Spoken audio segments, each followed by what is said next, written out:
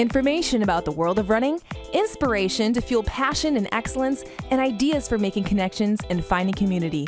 You're listening to A to Z Running.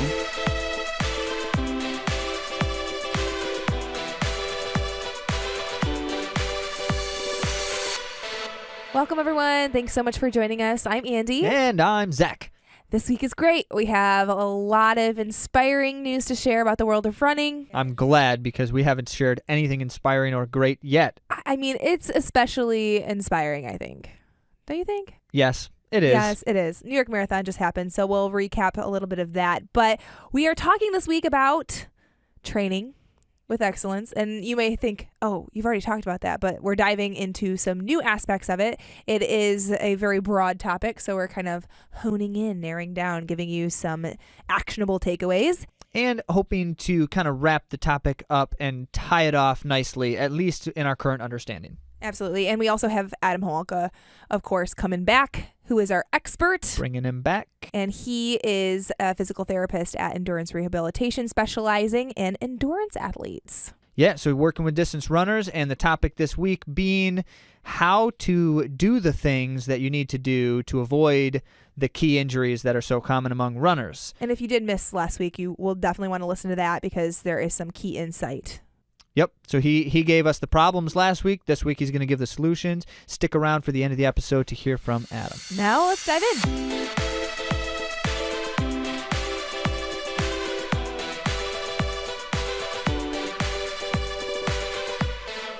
And in the world of running, this week we, of course, had the New York City Marathon, so we've got to talk about it, especially because there's some cool things. We don't like to just do the, celebrate just the people who won and ignore everyone else. But there's some other cool things. So Abdi Abderrahman broke Bernard Liet's American Masters Marathon record. His time was 2:11:34. Wow. And he was in top 10. He was 9th place. That's something for an old man. He's flying. 42 He's not is an old not man. old, I know, you guys. He's not an old man. But it is flying for anyone at any point. Yeah, well, the sad part about that is he actually just missed the world standard, the Olympic standard, by 5 seconds. What did you say his time was? The 2:11:34. The Olympic standard is 2:11:30. And so you can't actually, this year, you can't really go to the Olympic Games without being right about that. So he's close enough that it's still possible, but that's a bummer. So congrats to Abdi for that. While we're on the topic of Masters runners, some of you might have seen, because it's been all over a couple of different running news outlets like Runner's World, Sinead Diver ran the New York City Marathon. She placed 5th overall as a Masters runner. And, of course, that by itself is something. She was actually at one point leading the race before, unfortunately, taking a wrong turn and having to come back over. So she lost a little bit of time there. But, that's really just something. However, I wanted to give a little bit more background because it's not quite that simple. And if you were to say to her, not that any of us necessarily know her personally, but if you were to say, hey, great job on that Masters finish, that's really something for a Masters runner, she might hit you in the face. Possibly. And the reason I think that is because she also ran in the World Track and Field Championships earlier this fall. She ran in the 10,000 meters, and she finished 14th overall, which isn't all that bad, of course, at all for anyone. She ran 31:25 for a 10K. That's so fast. But not only that, she also broke the World Masters Marathon or 10K record when she did it, the over 40 record in the 10K. And that's really cool. But then when someone said that to her, her reaction was, who cares? I'm quoting Runner's World's quote of her. So I wouldn't probably walk up to her and say, hey, that was a really great run for a Masters runner. No, because she's good for anybody, anywhere, anytime.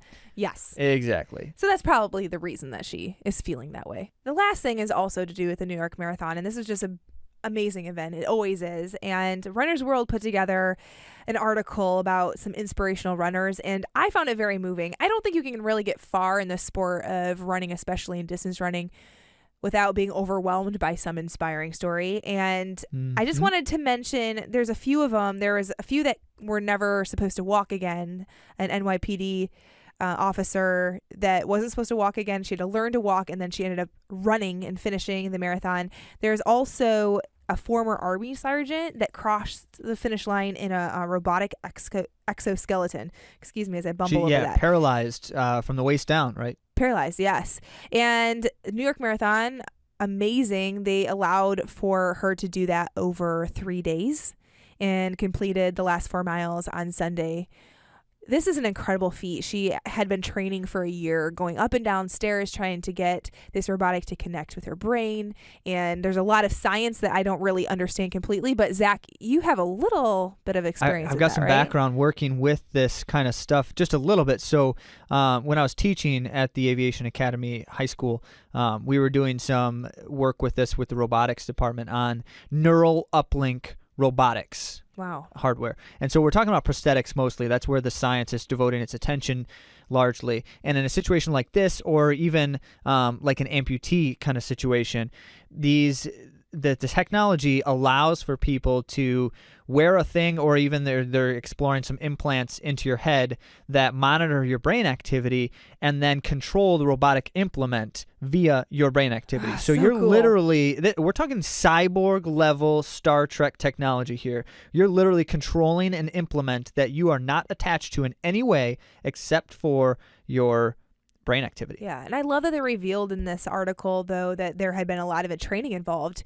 to make this seamless, going up and down stairs, making this happen. But this is an incredible story, and I think very inspiring. Yeah, and even so, you said a year. Her time frame was a year. I want to dwell on that just briefly, because think about a baby learning to walk. How long does that take, right? Yeah. And that's a baby, which, by the way, neuroplasticity of children is super high, so they should be learning things at a much higher rate than adults.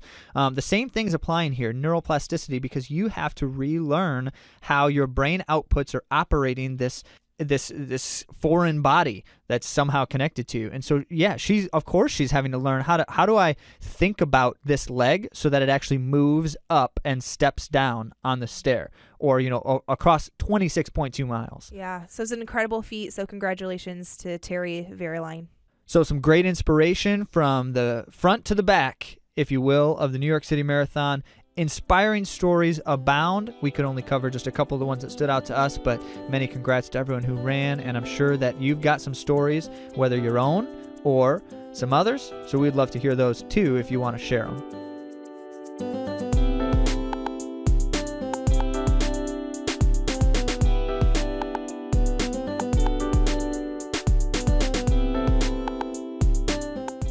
'For our main topic this week, we want to dive a little bit further into the topic we've been digging at a bit now for a little while, Andy. Right? It's been some time now that we've been trying to address this idea of training with excellence. And so in the blog post earlier this week, we tried to break it down and give some tangible things, but we didn't really get super practical or give many examples, certainly not our experiences. So we wanted to kind of wrap it up today by doing just that. So really trying to put a bow on how to train with excellence. Now, as I was thinking about training with excellence, I wanted to mention, I think the reason that I don't train with excellence is because deep down I don't believe I'm excellent. Well, you should probably say the reason you don't train with excellence perfectly all the time, because you do. Yeah, so I guess in times that I don't. So in times that I'm not training with excellence, I think that the core of it is that I don't believe that I'm excellent. And I know the culture trend is not to admit self-doubt, because it's all about believing in yourself. But I think it's important to confront the confidence issue. And training with excellence has nothing to do with my self-worth as it's measured by the sport or other people, but it's more about the discipline of running and excellence in my training that really helps my mind and body and spirit flourish. Getting faster is fun. That's great. Getting better is fun, but the holistic objective of pursuing things with excellence is far more important. Yeah, and there's even just if we just talk about the psychology of it, if I'm going to do a thing, for me to feel satisfied with my effort is very important. Yeah. Even just to begin there, certainly. And I think as we talk about form a little bit later, in my form, if my shoulders are hunched, if I am not treating my body with excellence, if I'm not pursuing things correctly, it affects my emotional state. So it also, as we talk about our emotions and how everything is really tied together, I think it's important to realize it's not just about biomechanically being faster, but also how doing things properly can bring us satisfaction as well as lift our energy. Well, since we're on that note, we wanted to address some of the things that we feel like, both for ourselves and then certainly others, things that stop training with excellence, that prevent you from achieving excellence in your training. And so certainly some of those elements that you just described, that's clearly from your own experience, and I'm sure others can relate. But what are some of the other ones that you were thinking of? I think on a day-to-day basis, the thing that I'm able to most quickly identify is just my being tired. And I don't mean just like my body's tired. I think it's the deep down bone tired. And I think a better word for that would be weary. It's kind of, there's a lot of things that go on in life, right?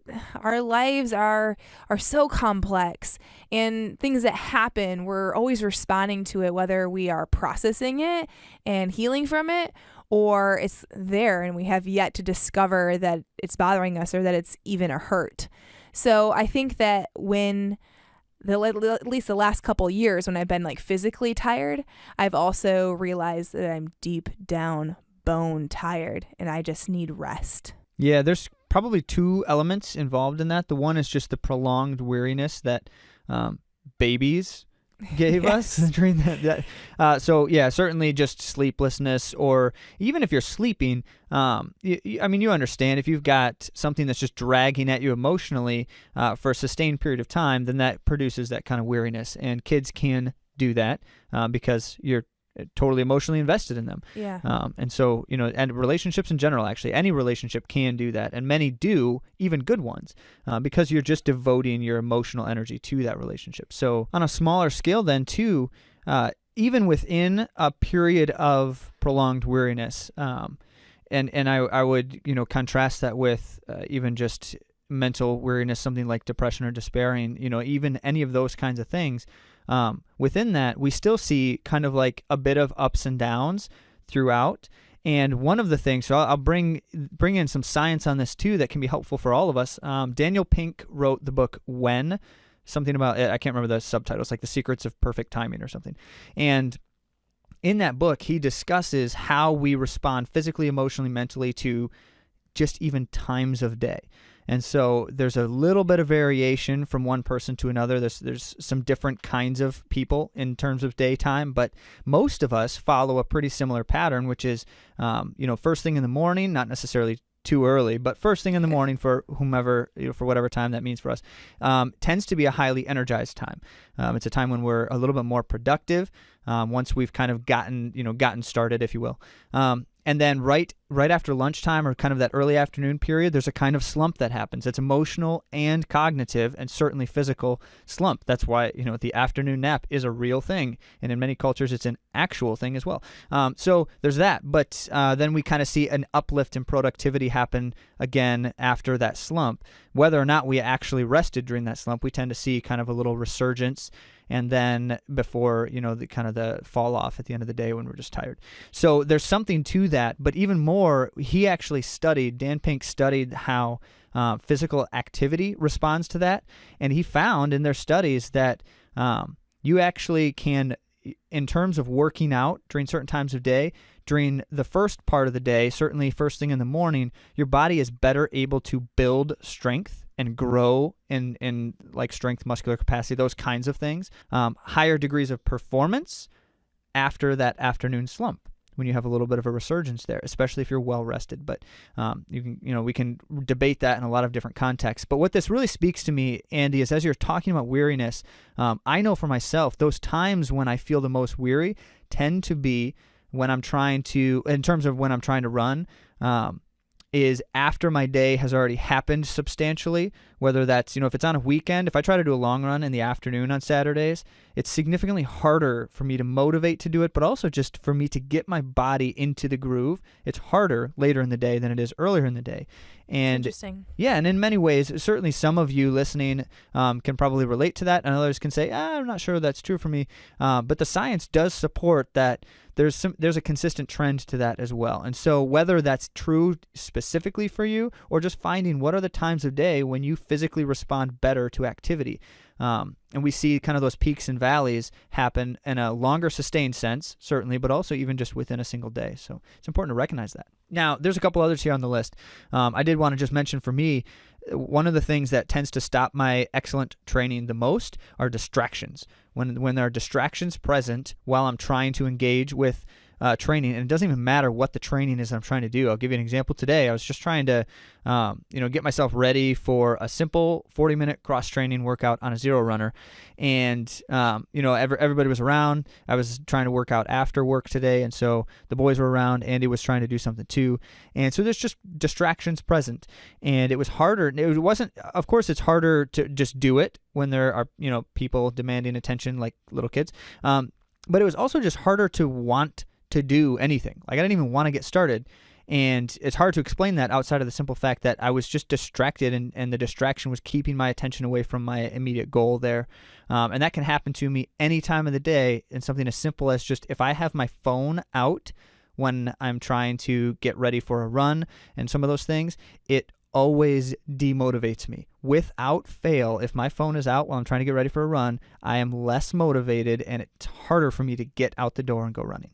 Interesting observation. I bet that happens for a lot of us, actually, having the phone out. It depends on what it is that's attracting your attention, because sometimes it can inspire or motivate you too. What are you actually thinking about while you're doing that? But for it me, always it's takes always time. Yeah, that's true. It always wants. Whatever we're on takes away our time to start. Right. Well, there's a couple others on the list. What else were you thinking, Andy? This is kind of an odd one, but sometimes I fear other people's perception of me, and worried that they're going to think that I'm taking myself too seriously, or that I'm too self-focused, or that I think highly of myself. And I know this sounds like kind of a silly thing, because it's like a projection. It's not an actual thing, but I fear that. And then another thing I have in here is just poor time management. I am not training with excellence because I'm not scheduling my time as I should, and I get, kind of goes with distraction. I get distracted by other things. Sure. I do want to make a comment about the other people's perception of me, or just taking myself too seriously, because I've talked to others who will actually say, I don't take myself that seriously, and I don't want to take myself that seriously. So I'm not really interested in, the idea of kind of taking my training experience to the next level. Just not about that. And I respect that. You certainly don't have to be like an all-in runner. I think that's fine. And I think you can still achieve excellence in what you're doing to whatever degree you're trying to do it. And I think this whole topic brings us to focusing on the process rather than the results that we're looking for. Yes. What a wonderful transition, Andy, because that's the key point.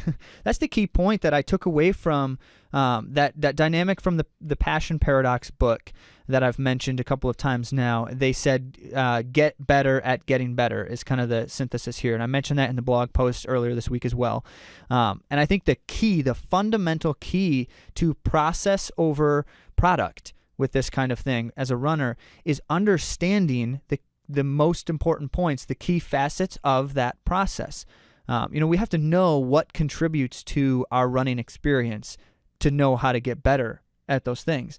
And so the point of, you're not always just getting better in terms of PRs and improvement because that's the product, but you can always do the process better. Every one of us can, especially if we understand how much is involved in that process. And the way I always describe that, even just as Andy and I were talking earlier, there are an infinite number of things in your life that are impacting or contributing or influencing your running experience, your training. And so you can always find something. And I think the key is finding out what things are having some kind of negative impact and trying to find how I can change that, if I can change it. You can't always change that, but if you can, what can you do about it? And we had talked about in a previous podcast incremental gains. And I think that's important to be thinking about as we're talking through and we're discussing excellence, because I think at least my tendency is there's so many things that I need to do to be excellent.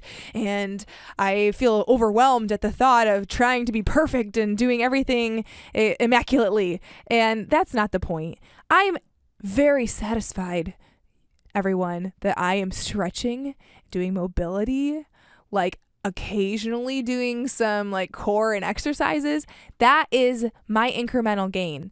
And if you're not stretching, that is a really good place to start, because mobility is a key factor in running.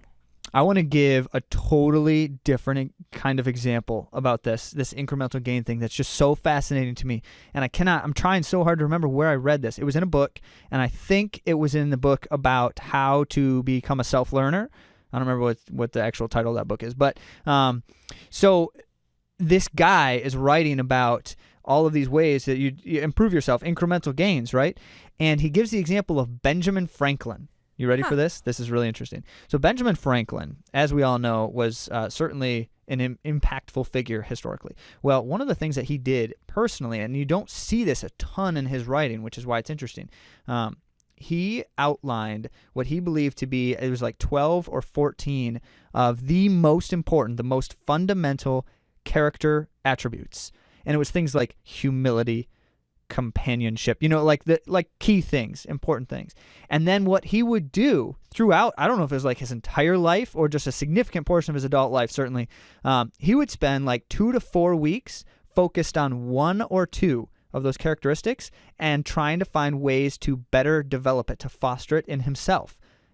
And then after the end of those 2 to 4 weeks, he would reflect on whether it had improved over that time and then move on to the next one. And he would continue to do that, just cyclically moving through. And as a distance runner, I think, okay, there's a lesson there for us, because there's so many factors. Like you said, Andy, there's so much. You're not going to always try to improve everything about your craft, your training excellence. But if you incrementally adjust a certain thing for a period of time and really just hone that in, and then the next period of time move on to a couple others, and really just kind of, long-term goals almost always happen slowly. So you have time. If nothing else, you have time. And again, I'm not really talking about performance goals here, because there is an expiration date. We know that on our high end, our ceiling of performance. But there's no expiration on mastery of running. Yeah. And like we've been saying, it's the process that we want to make excellent. It's not being excellent at every element of the process all the time. Yeah. So I'm gonna give a resource here, because I think we could just talk at length about what are those facets that you can influence and what should you do to influence them. But there's a better resource out there to distill this for you, and that's Daniel's running formula. Here's the thing. I do not agree philosophically, even physiologically. I don't agree with every aspect of what Daniels outlines as good training and how you should approach training for distance runners. But I think the most important thing about his work is how clearly he delineates the different elements of distance running and then tackles how you can positively impact those. I don't necessarily agree with the meta perspective of training, but I certainly think that that's a valuable resource. So we're going to post a link, because you could read the book and it's great. But if you don't want to read the whole book to get the gist of what I'm trying to articulate, there's a great blog post out there by sweatelite.co. And it's just like an outline of these things. So a great way to at least get a sense of it. But even just, the whole point of, you can spend a period of time, but that period of time doesn't have to be more than a particular workout this week. And during that particular run, I'm going to focus on this element. And then next week, I'll come back to it again on a different run. So it doesn't have to be like a month of just focusing on one thing. So I make that comment. I'm going to post that resource. It's great. It's going to be helpful for you to see just kind of these different categories.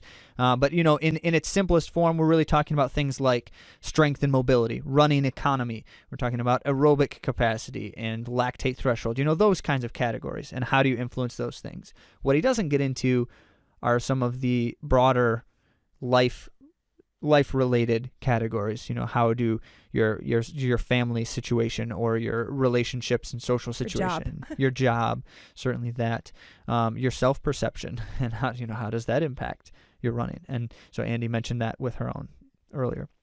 So I do want to share then a couple of dynamics within our own experience of training with excellence under the auspices of how you understand your own training. So really just trying to narrow the focus a little bit further now. And Andy, you've got a really good contrast with this one. Times when you did, times when you didn't understand your training. What's that been like for you? Now, I am going to take it to a non-related example first because I have a difficulty understanding the concepts of like math. And he's laughing because he's like, yeah. What a funny thing to say. I did well in math. Like I would still get good grades, but it would take me a long time to get it. And once I got it, I had it and I remembered it and I could do it every single time. So that gives you kind of an example and maybe some perspective on who I am. And that translates to running too. So if I understand... Anytime there's math in the running... Yeah, I need to figure that out before time because that's why it's a good thing you're not wearing a deprivation, watch. Yeah. So when I understand a workout, I am able to dive into it better and really grasp what I'm supposed to be doing. And it also motivates me because if, let's say, my pace is supposed to be one thing, but I'm not hitting that pace, that doesn't matter because I understand the purpose of the run. So I can still fulfill the purpose of the run and complete it without having that discouragement of not hitting the paces. Now I do have to deal with that.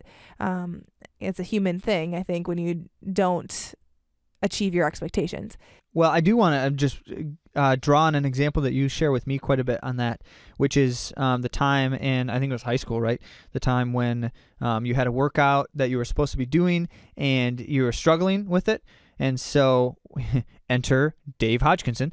So Hodge, have a blog post of them mentioning. Yeah, at some point we got to tell Hodge that we keep talking about him. Yeah, so at some point we do. Hodge, we've been talking about you a lot. So Hodge took you, mid workout, and he's like, "Okay, we're making a change." He's like, "This isn't going well. Here's what we're gonna adjust." Remind me what. So I was supposed to be going mile pace. And so he just cut it down to shorter distance. Shorter intervals. So he's like, the purpose of this workout is to run your mile race pace. And right now we're not hitting it and it's becoming a different kind of workout. So we're just going to change it.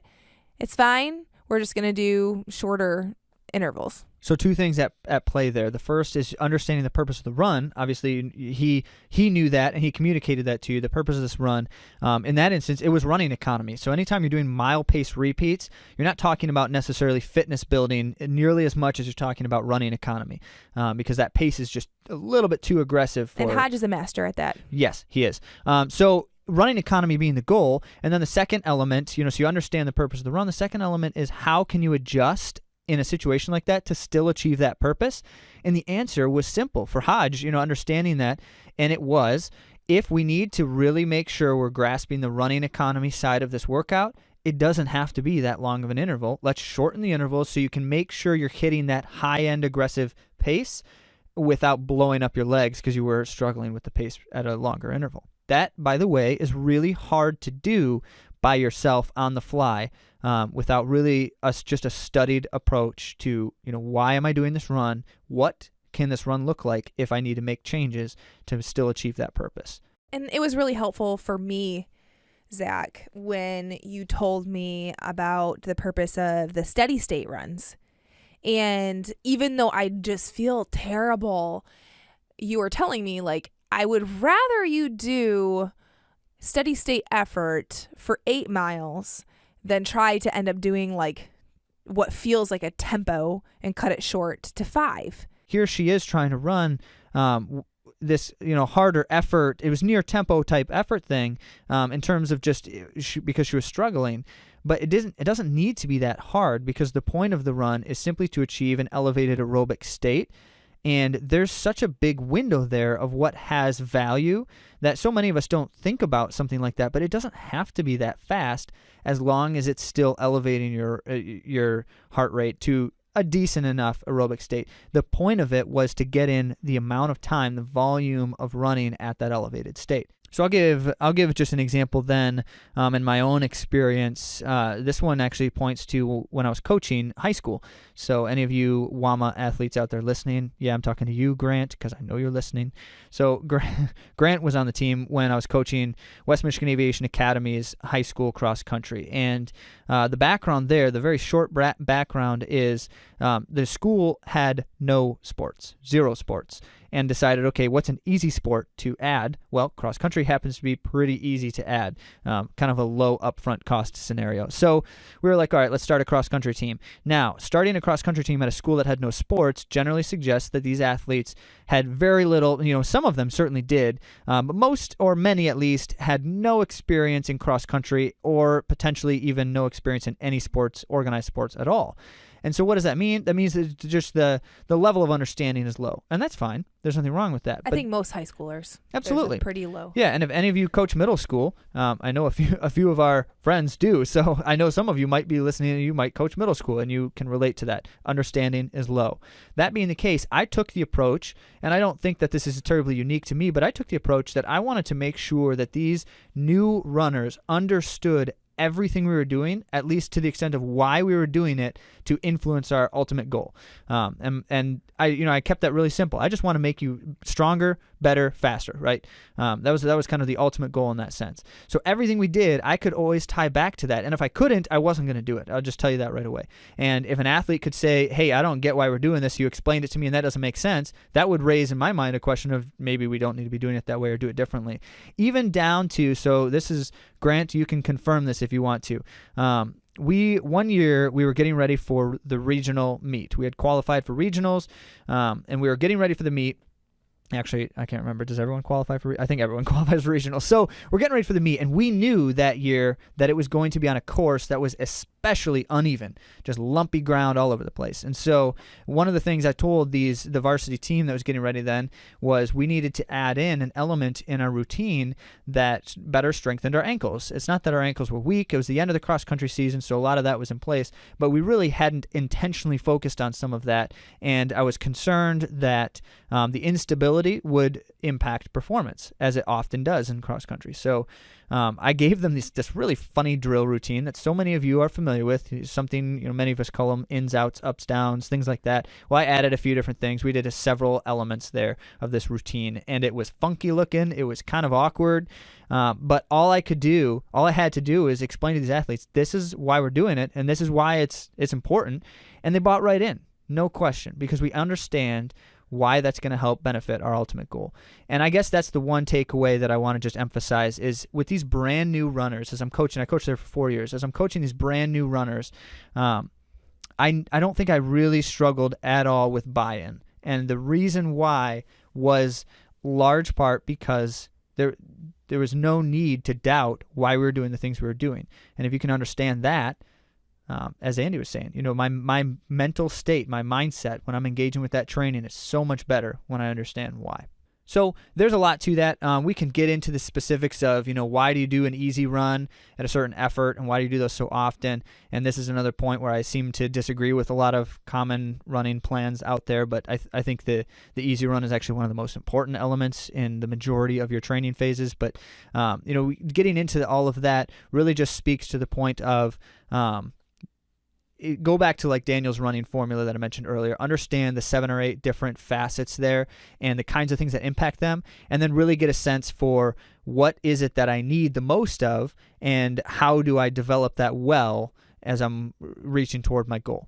And there's a lot of things that we can do. So it's really just kind of trying to focus on one thing at a time, and the incremental gains, and really move toward that. Yeah, and I think a lot of runners have said this. Other very wise people have said this, and getting to the start line is the hardest part of marathons because the training can beat us up.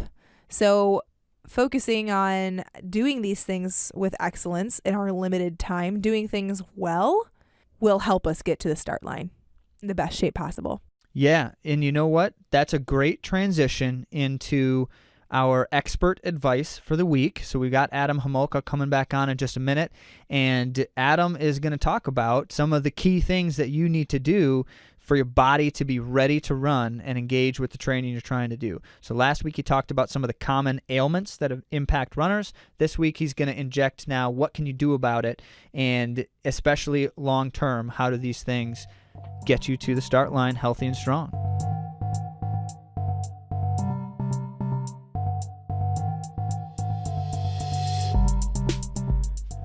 All right, Adam, welcome back again. Thanks for joining us once more. So last time we talked about common source of injuries or problematic areas for runners, and you just talked about the hips and foundation in your pelvis, the key to everything else, as you were putting it. So the question today is, what can we do, knowing that these are some of the potential problems we're going to face? What can runners do to strengthen or avoid injury? It'll sound like I'm kind of in a broken record right now because I always get back into this and it's a hot topic for me to keep talking about.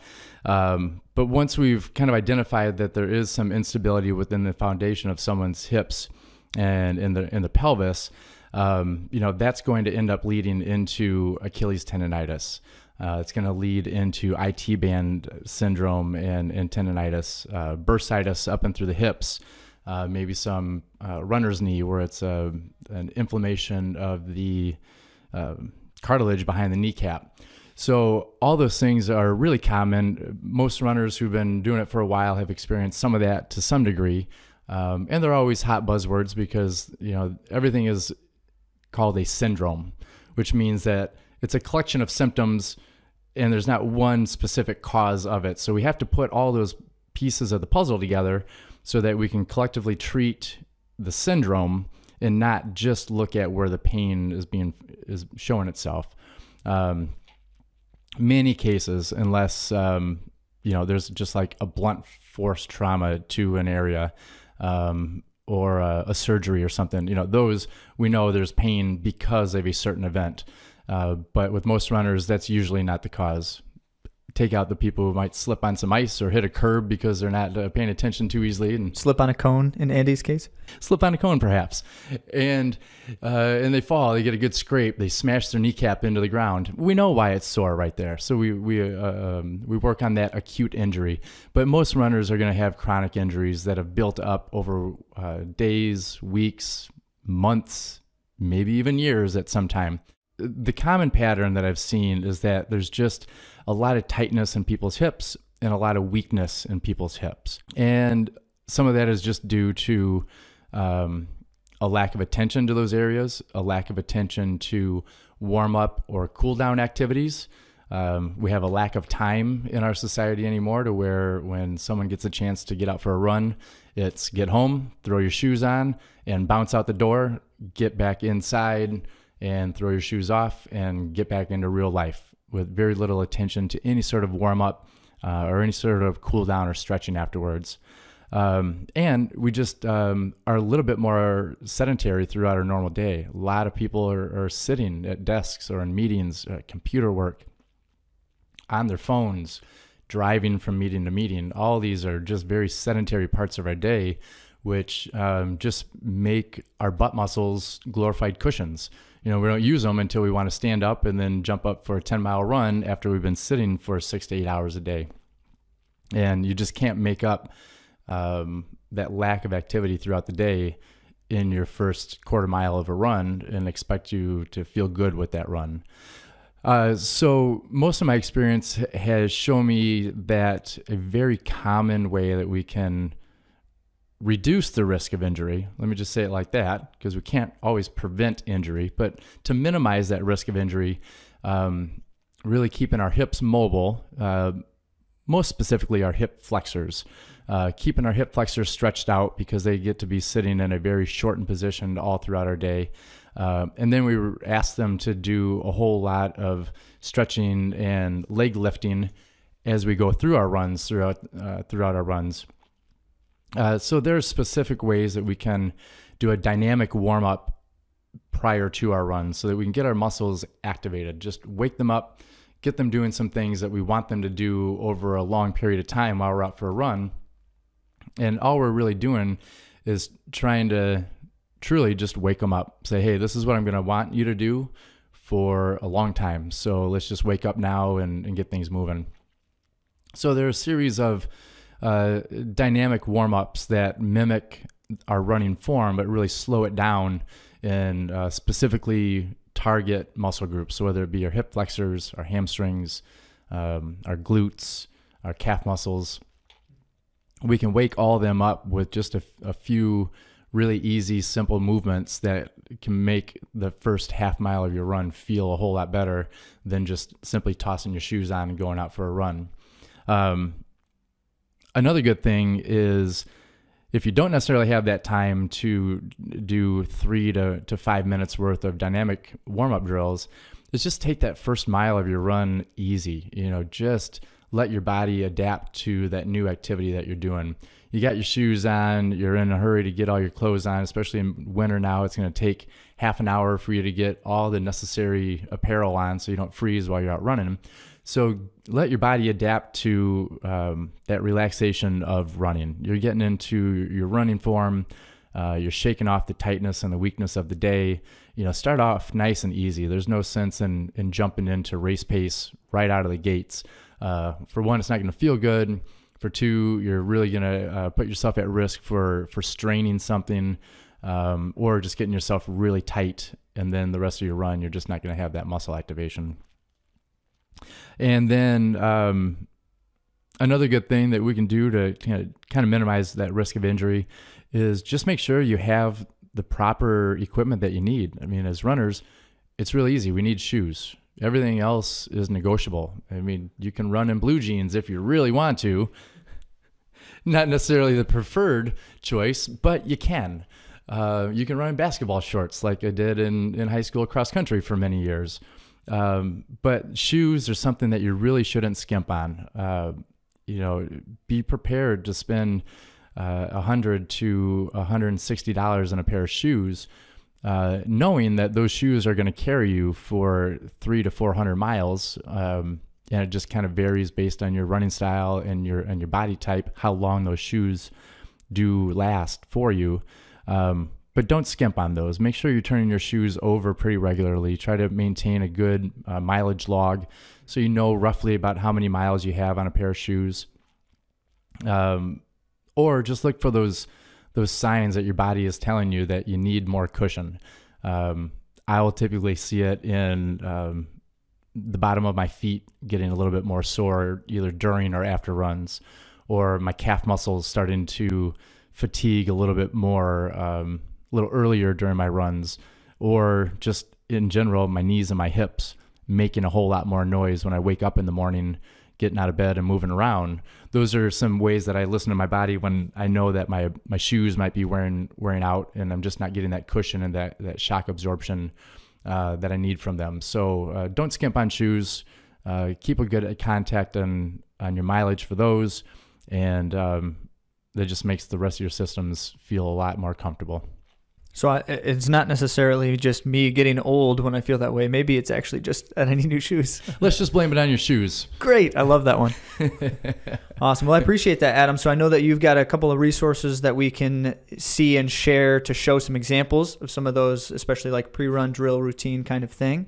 And we'll certainly always continue to share the kind of work that you're doing as you're helping us as well, and the insights that we're gaining. I know Andy has talked a lot about how this summer, especially just learning how to activate her key muscle groups is something totally new for her in the last, since we started working with you, and it's really changed things for her. So we appreciate that as well. Yeah, it's great. I'll provide some workouts that will be split up into 3 different categories. One will be a dynamic warm-up set of exercises that you can do prior to a run.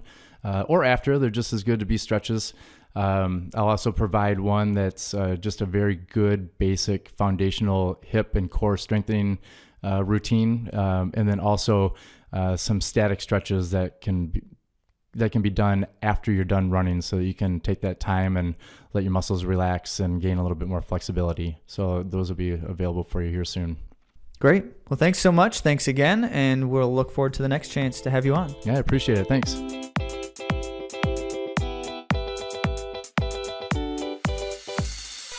Well, that's all we got for you for this episode. And of course, don't forget to head on over to AtoZrunning.com/episode 5 for a number of those links and resources mentioned throughout, including the documents that Adam referenced to outline and demonstrate those routines he discussed. Thank you, Adam. It's going to be really helpful for us and our readers. Absolutely. So don't forget that, of course, with the many questions that are out there, we would always love to try to help and support you in any way. Not that we have every answer, but certainly... Maybe Adam does. Adam certainly has many. So whether it's a question for Adam or a question about your training or anything else that you feel like we can help address, we would love to try and support you as you pursue excellence in your training. Yeah, and if you have anything you'd like to share with us too, something that you've experienced that you'd like to add, we also want to hear that too. If you didn't notice, we love featuring the stories, anecdotes, and ideas that are coming at us from every direction, so we'd love to include you in that too. And there's also social media, so stay in touch. It doesn't have to be until next week. You can talk to us tomorrow. And we'll hit you back on that Fanstagram or whatever else they call those things that kids love. And we're on Strava and all the other great places where you can find things about runners and running. Because we love it.